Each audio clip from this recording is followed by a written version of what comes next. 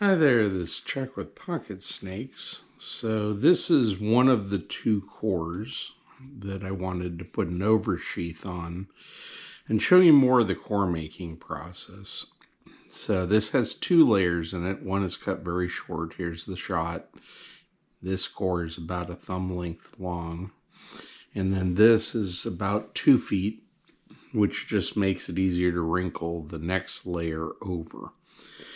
And this one has 3 layers, and you can see its nature is much stiffer because it's got 3 layers of cord, and it runs all the way down to where it's just got 1 layer of the whipmaker cord. So when you build this up, it bumps up in layers.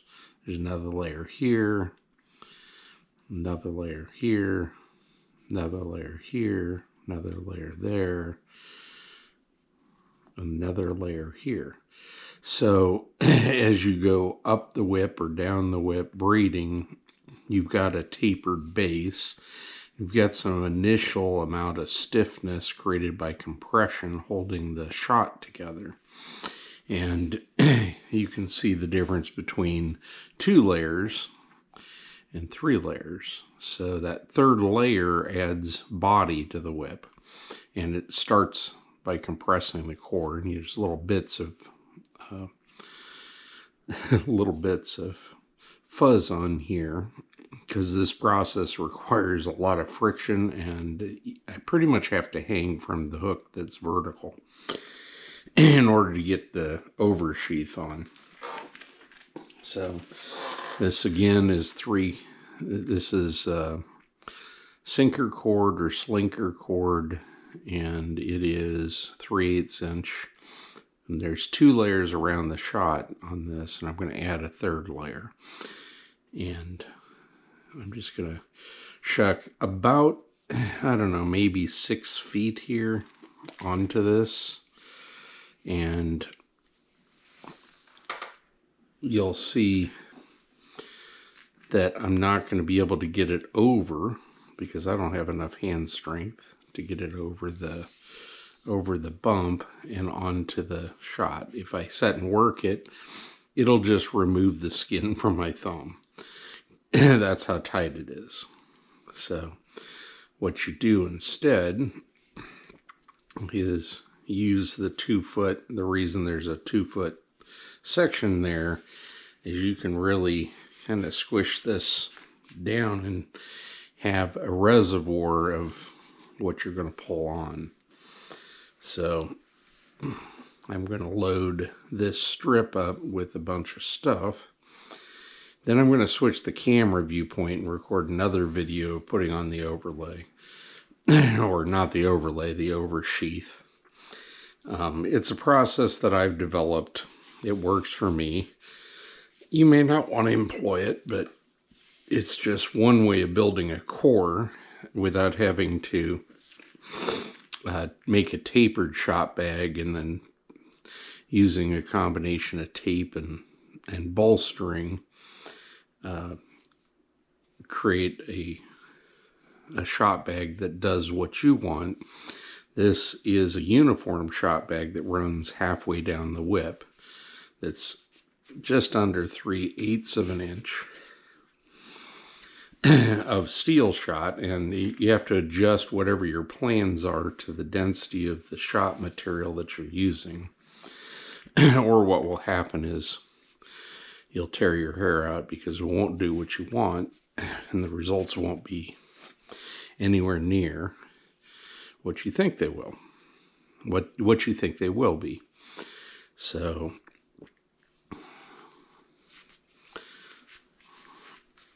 okay, so I've left a 6-inch loop. The needle's still inside. One advantage of just sliding that sheath up and crimping it down like this is you can always add more if you need to, or you can take the material back over the needle, cut it way down there. You don't lose any material here, so you're not wasting anything. You can pin this oversheath in place all wrinkled up. And then I'm going to tie it off and switch the camera angle. And I may put a spiral bolster on it on the next video to show you what the spiral bolstering process looks like. It mostly gives, like right now we have a very uniform for half the length of the whip. There is no taper.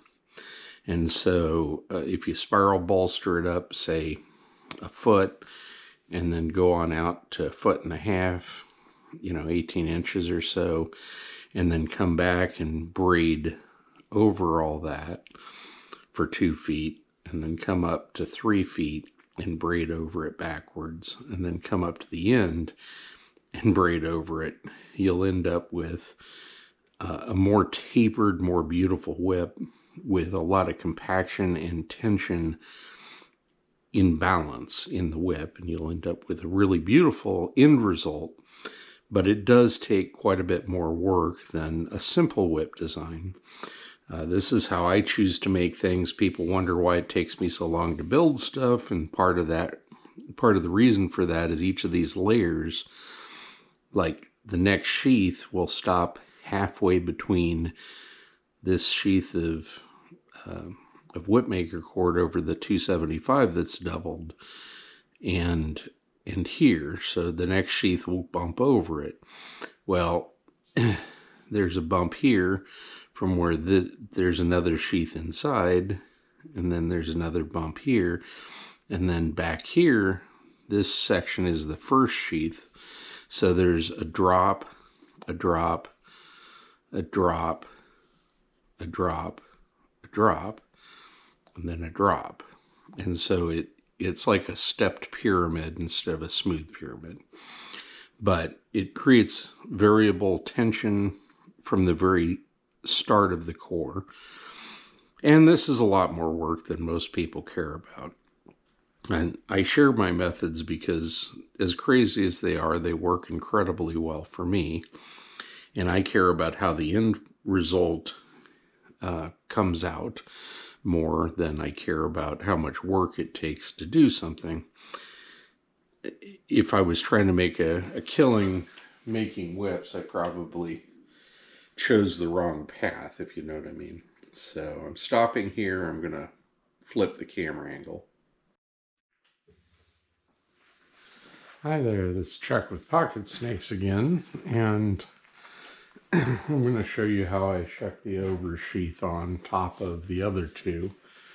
So the previous little section, I showed how I did this. Now I've got a ring hanging from a tripod, but I create a little bite or fold. And this blue piece of cord is also that sinker cord. And then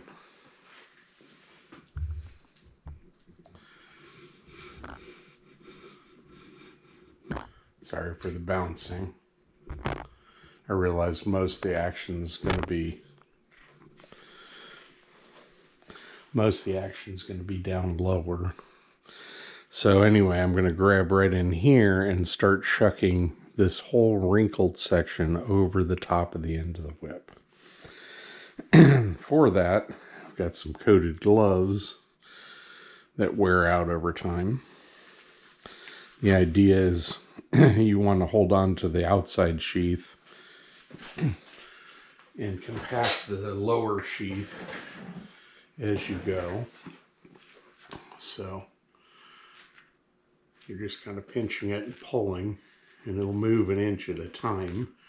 This is taking right now 40 or 50 pounds to seat this.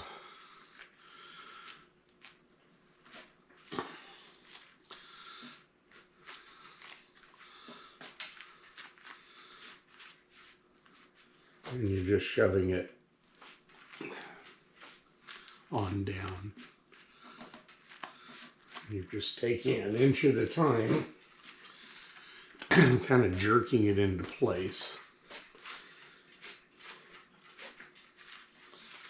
And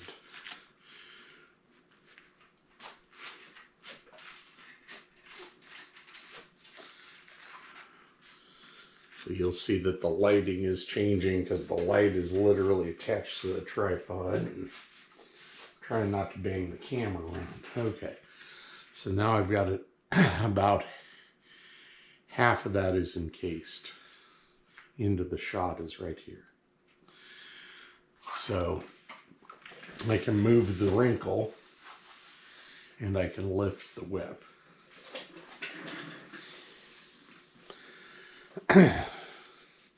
So we're shoving the wrinkle down. And there's about 6 foot of cord or more in this whole thing. I'm going to put a pin in it.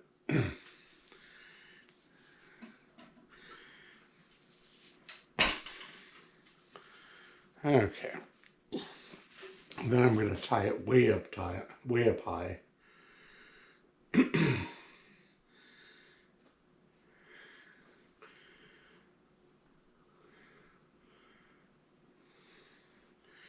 Giving me the ability to capture more of this.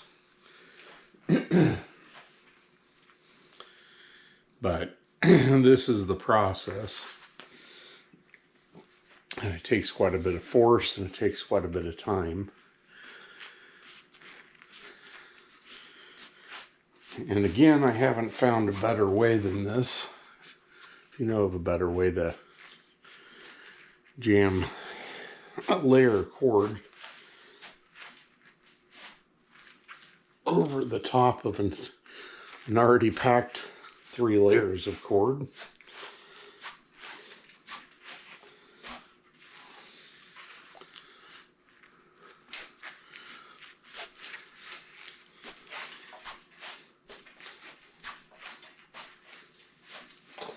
You want to reduce the amount of friction going through the gloves because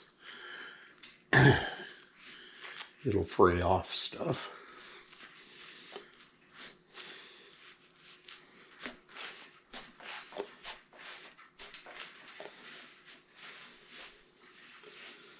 Okay. And we have achieved where we wanted.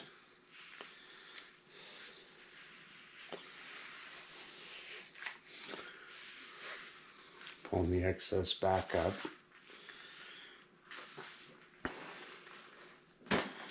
Now,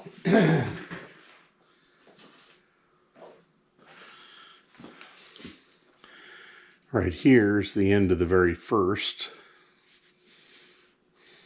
Right here is the end of the very first drop, or the very first strand. So I'm going to cut it at an angle right above that.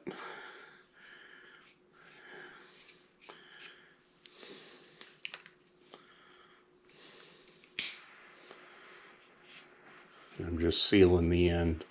This basically keeps the BBs from falling. I wouldn't touch that. It's just going to burn you.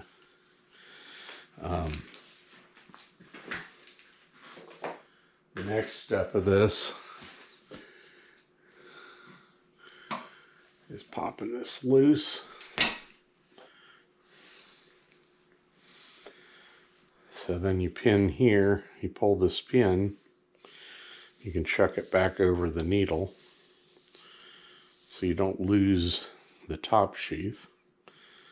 And the center sheath that we had attached to, you can pull the needle out and you get about a 2 foot piece to oversheath a keychain cord or something like that.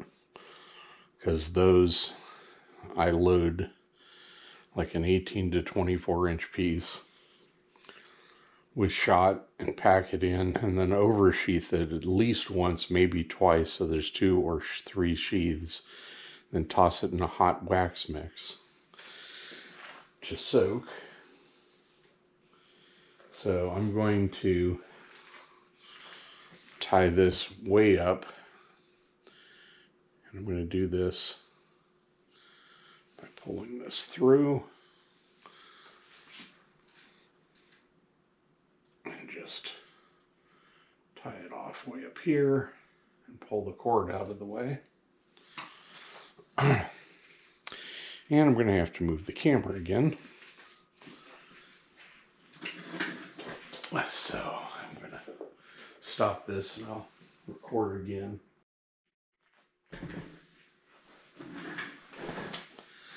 Hi there, this is Chuck with Pocket Snakes again. So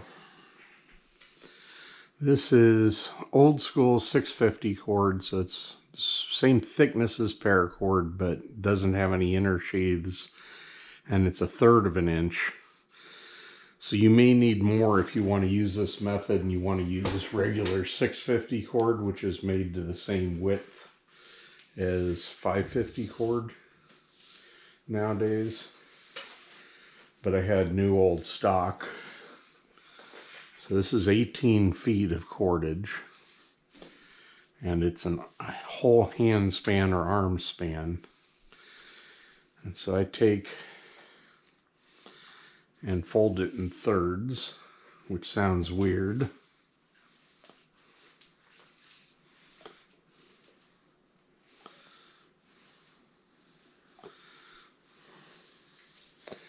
To find the thirds,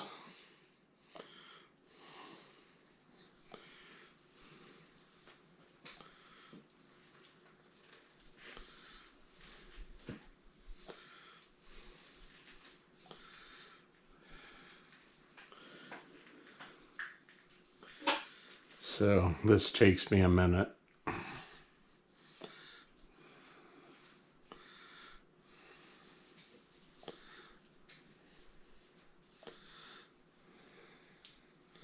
You have to find a point where you can get all of these, okay?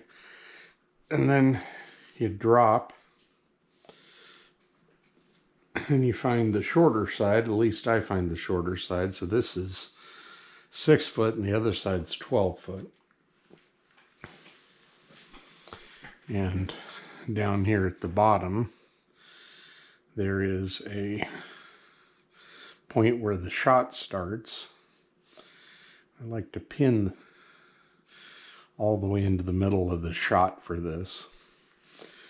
Now, you may find it useful to use some golf grip adhesive to anchor this so it does not move as you just spiral wrap it. And I'm going to use 6 inches or so. This stuff is handy as a sure pocket for holding stuff just enough, but it's not meant to have any strength except for adhesion. So, but you'll see what I mean for it being useful. So, you can pin it.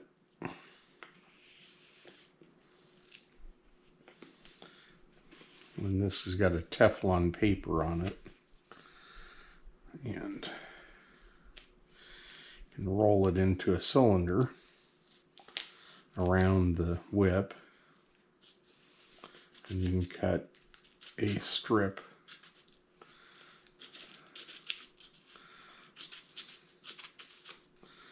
off of it. And if you have a pole, you can just stick it to the pole so you don't lose the other part, because it comes in handy for tacking stuff down. So I'm going to try and peel it away from the backing. I always have so many things I do, but this one is more useful than others. So it's adhesing on the other side easier, so I'm going to peel it from the other side.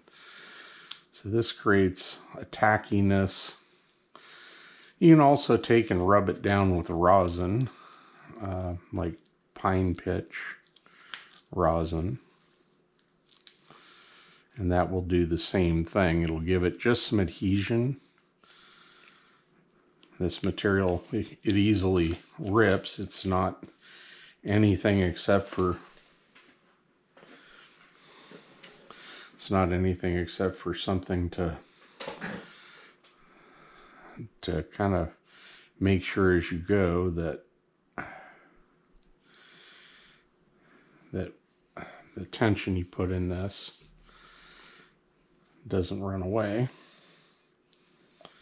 So I'm just going to spiral wrap a spiral bolster. You could also bolster this by putting a strip of leather or even duck cloth, a couple layers of duck cloth. But I have plenty of paracord, and people don't order olive drab that much because that's the color I've got here. So, and I'm cranking on this with 45 or 50 pounds, and it will have a nice ability to hold it. So if I let go of the tension, it won't unwind, which is the only reason I have the tape. So I would never rely on tape to hold tension for any other purpose other than I got tired of losing tension in this process because I was killing my hands packing these tight. And it used to drive me crazy because I'd let go and it'd go blah, blah, blah, blah, and dump off the end after 2 hours of me almost finishing a wrap. So this just is mostly for a thickness buildup. It gives it a little more rigidity as well, but it's mostly to give the base part of the whip here 10-12 inches a little more thickness so that there's a bump and then a bump, and then when you braid over it there's another bump, and then as you braid over it from up here, then it just helps the taper of the whip, give it a little more rigidity and compaction and compression to the first 6 inches. This is a 4-foot whip, and since this is part of a matched pair, I'm doing the same on both sides. So I'm going to do this one, and then I'm going to do the other one, and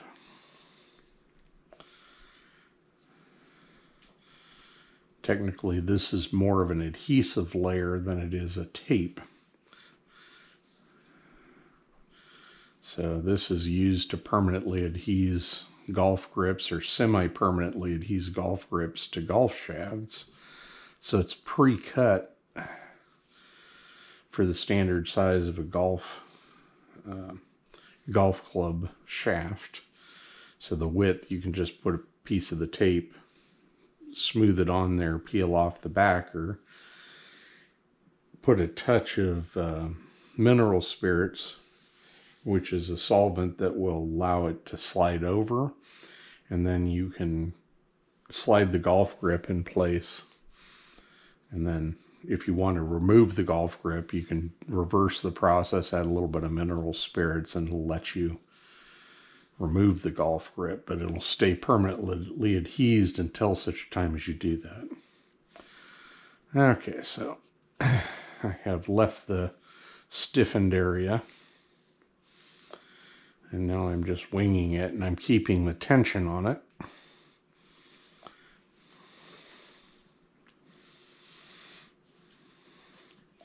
Which I'm pinning with my left hand as I wrap.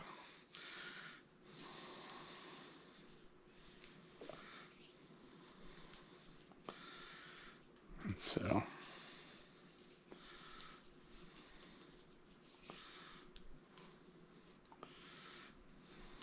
and I don't care if this spins 2 foot up the whip. I just was guesstimating at 18 feet that it would give me a little more of a ramp.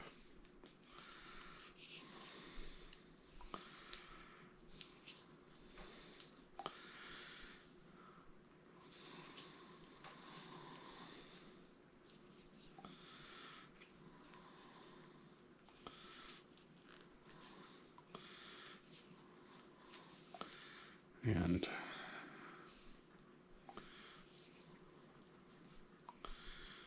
We're getting down to the last foot or so of the 6 feet.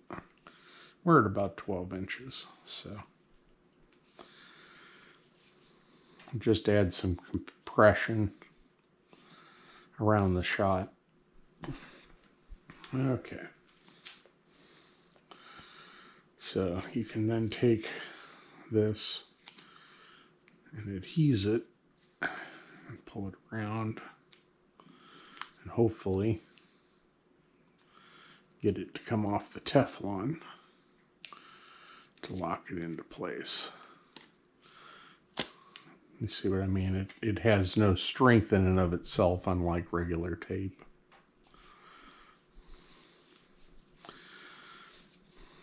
And it keeps all that tension in there.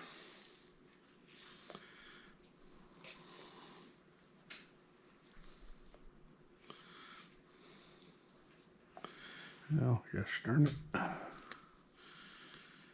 Okay.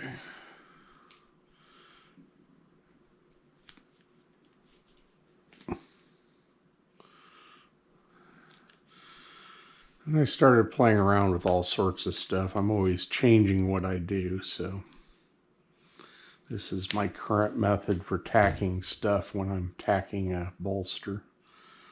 It's not that dissimilar to other people using duct tape with duct cloth. Okay, so I've got a pin. I'm going to pin this so I don't lose it. And of course I bent it because the shot is pretty compacted. I come back to the other side. Now I want to come about halfway up. So I'm not sure where I set that.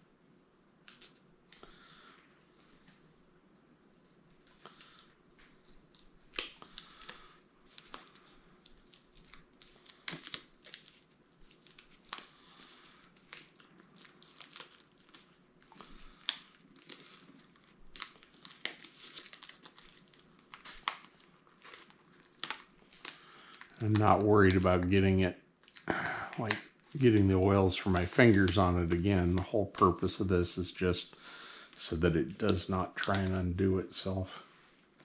You'll notice this strip will be thinner that I'm cutting off.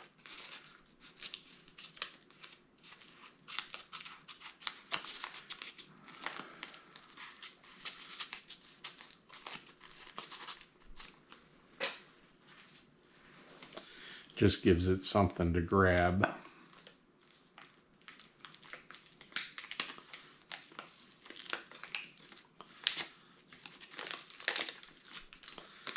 And it gives it some tack.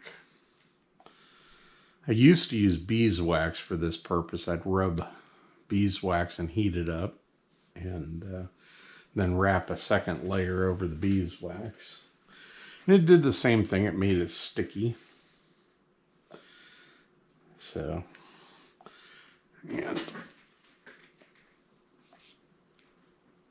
I'm wrapping it the opposite way.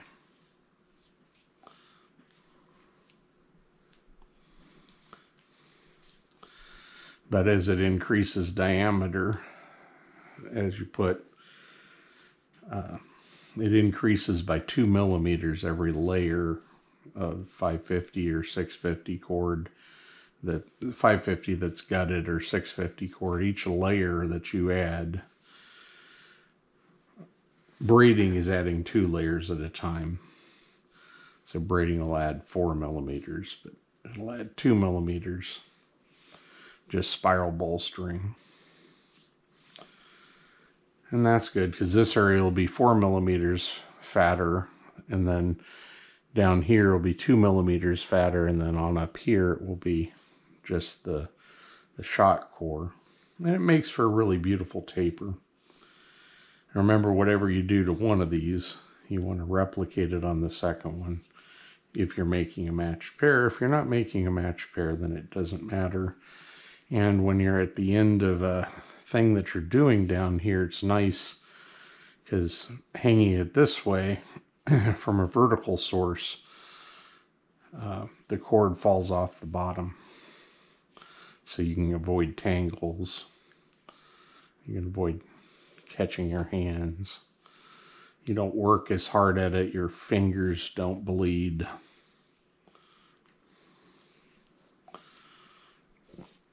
If you let go of it, it doesn't matter. It's not going to come undone.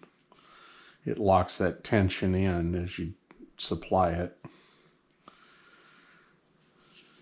So, and everybody does different things. You come up with a better way to do this, let me know. I know you can do X patterns up and down, spend 4 hours doing X patterns that overlap in aramids. I've done that with flat aramid tape before. But the aramid tape, without having something to grab it, if you bent the whip manually, those X's shift, no matter how tight they are. So it drove me a little nuts because I'd spend a bunch of time, somebody'd hand crank on a whip and destroy it. If you hand crank on this, it won't hurt it. You won't break the shot bag. There's 3 layers of fabric holding the shot bag before the bolster.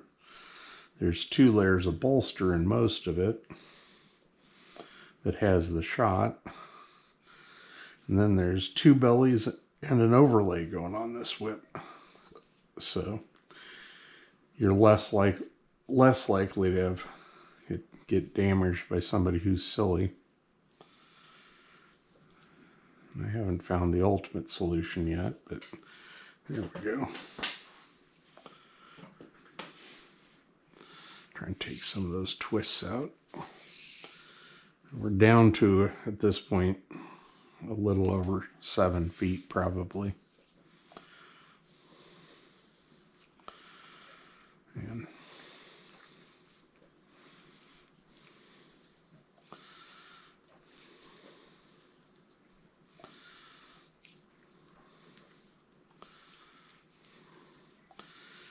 you can see how long this still takes to wrap. And the advantage of this over plating is here it's 2 layers, here it's 1 layer, so it's a narrower taper that you're adding than if you were to braid and then try and drop strands. In this case, I'm doing an additive build.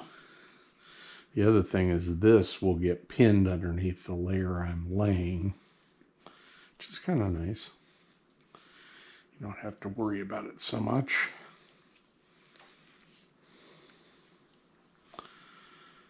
And none of it relies on the strength or tackiness of this tape. Just the tension will create a better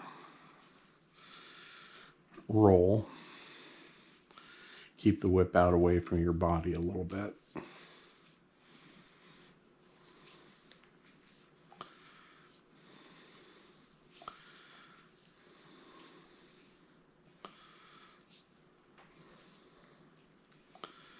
But it's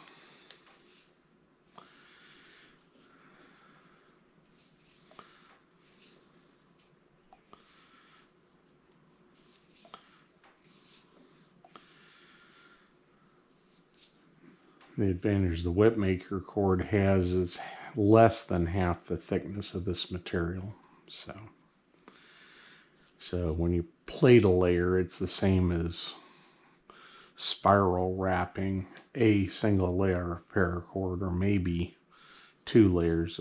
Yeah, it's about the same as spiral wrapping a layer of paracord. So the next 2 layers that go on this whip will only add like 1 millimeter or 1.5 millimeters in diameter instead of 4 millimeters of braiding adding to it. Makes the bumps less apparent. There's nothing to come apart, which is nice. These things run on both tension and compression, so a good whip, in my estimation, has to have a good core, and the good core has to run throughout the length of the whip, or almost the entire length of the whip, because that's where the energy transfer rolls through. But I'm way crazier perfectionistic about what I do than I should be. So I'm going to take the pin, and you'll see that strand doesn't lose tension at all. So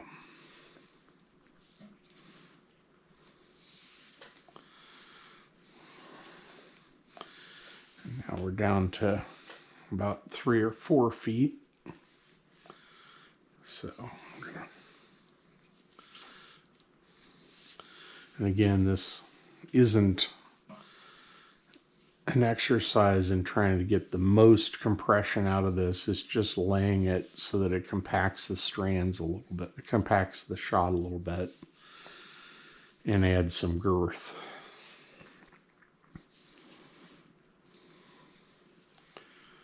There's so many braided layers going over what we're building as a core. Those are all compacting everything beneath it. It won't have a chance to loosen up any of this. But even if it did, it couldn't loosen it up a lot, because there's nowhere for it to go. Plus it's tacked down with a little adhesive that's admittedly pretty fragile and soft. It just creates friction basically as you go. So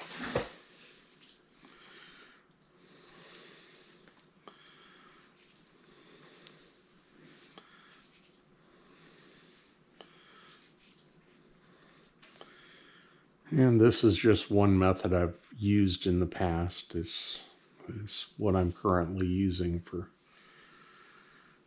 creating a taper on a non-tapered shot bag. Makes the whip overall lighter.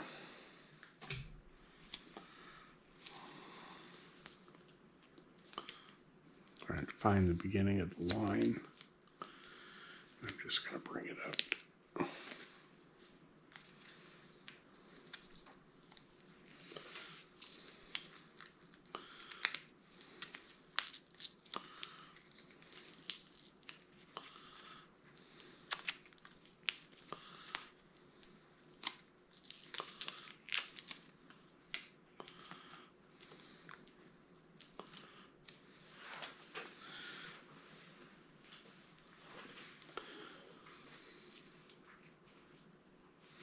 So I'm not going to tension this as much up here. I'm just snugging it down, because its purpose is as a build-up.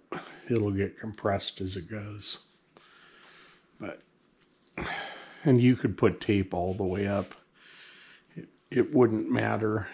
It doesn't have that much strength. It won't interfere with anything. And it's not like electrical tape built into the whips that comes apart and has issues. So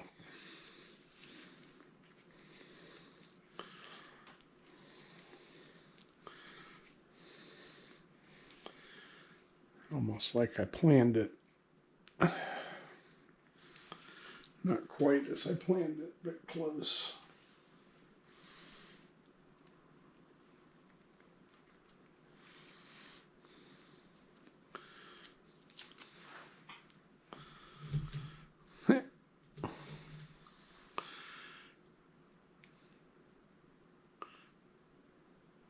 Anyway, the other thing is when you put pins and stuff, I don't know about you, but I've left pins and stuff by accident, which drives me nuts. It's like, why is there this weird spot? Oh yeah, I may have missed a pin. So it's right about 22 inches. You'd no longer need the pin down here because it's cross pinned right below the shot, and it's got a little adhesive. So just okay, so that is got a spiral bolster on it. Got to do that to the other whip, set them side by side, make sure I did it so it's even, so that the bump is here and that it's got 9 or 10 inches above that, which it should work out as long as I get 2/3, 1/3. And that's a trick I use to make sure that the area has a taper and that it's a stepped taper. So, but you'll get the idea that it's getting stiffer every layer. So, and I probably will do like halfway here, braid over this, 3/4 of the way, braid over all of it, and then come back with 275 from the tip and braid over all of that. And that will end up being a 4-foot snake whip. Again, this is Chuck with Pocket Snakes. Like, share, subscribe, tell your friends about the site. Enjoy, and good luck whip making. Bye-bye.